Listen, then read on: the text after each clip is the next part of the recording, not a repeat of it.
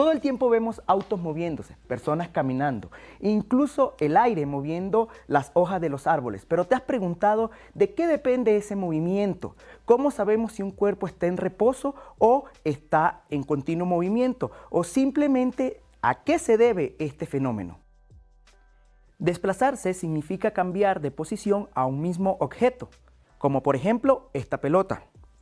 La podemos cambiar desde este punto a este punto con respecto a un observador.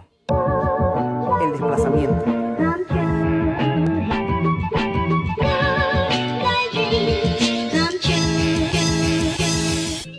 Para la clase de hoy tienes que tener conocimientos sobre sistemas de unidades, magnitudes vectoriales y operaciones con vectores. En la historia se dieron cuenta que el movimiento va a depender directamente del punto de referencia. Ejemplo, si una persona viaja en un avión, este no se va a dar cuenta que se mueve, ya que el punto de referencia está viajando con él. Pero si esta persona salta del avión en un paracaídas, fácilmente podrá percatarse del movimiento del avión alejándose de él. Como ya hemos analizado, el vector posición nos indica la ubicación de un punto con respecto a otro. De ahora en adelante lo llamaremos referencia. Cuando la posición de la partícula cambia, también cambia su vector posición. Esta variación del vector posición es el desplazamiento. El camino por donde se movió el objeto es la trayectoria. Matemáticamente, el desplazamiento es la diferencia entre la posición final y la posición inicial. Para graficarlo en el plano cartesiano trazamos un vector desde el punto donde empezó el movimiento hasta el punto donde llegó. Si obtenemos el módulo, es decir, el tamaño de este vector, dicho valor sería la distancia recorrida en la línea recta por el objeto. Vamos a hacer una pequeña aplicación. Supongamos que un insecto ocupa la posición inicial. A es igual a menos 5i más 7j metros. Se mueve dando un salto hasta la posición B, que en este caso sería 8i más 10j metros. El desplazamiento D entre estos puntos sería D es igual a B menos A.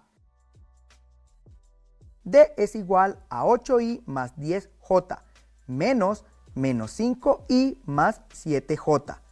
Para realizar esta operación vectorial, recordemos operar en tres componentes que pertenezcan a los mismos ejes, es decir, I con I, J con J. Para este caso, D es igual a 8i más 5i menos 10j más 7j. Entonces, al operar nos va a quedar el siguiente resultado. El desplazamiento va a ser igual a 13i más 3j metros. Este es el vector desplazamiento. Gráficamente es el vector que va desde el punto donde empieza el movimiento hasta el punto donde termina el movimiento. Recuerda que para obtener la distancia que el insecto recorrió en línea recta, nos ayudamos con el teorema de Pitágoras para obtener el módulo del vector. Es decir, el desplazamiento va a ser igual a la raíz cuadrada de 13 al cuadrado más 3 al cuadrado. Operando me va a dar como resultado un desplazamiento igual de 13,34 metros.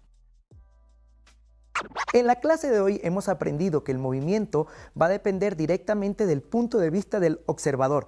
Recuerda el ejemplo de la persona que se lanza en paracaídas del avión, cómo ve que el avión va avanzando a medida que él va cayendo. La magnitud física que determina el movimiento se llama desplazamiento y es el vector que va desde el punto de inicio del movimiento al punto final de este. Matemáticamente, el vector desplazamiento se puede calcular operando algebraicamente los vectores unitarios de la posición final y también la posición inicial. El camino por donde se realiza el movimiento se llama trayectoria y este puede ser distinto al desplazamiento. Para obtener la distancia que recorre el objeto en línea recta en la misma dirección, basta con calcular el módulo del vector desplazamiento. La próxima vez que salgas de tu casa, ten en cuenta tu punto de salida y tu punto de llegada, para que así tengas una idea de cuál fue tu desplazamiento.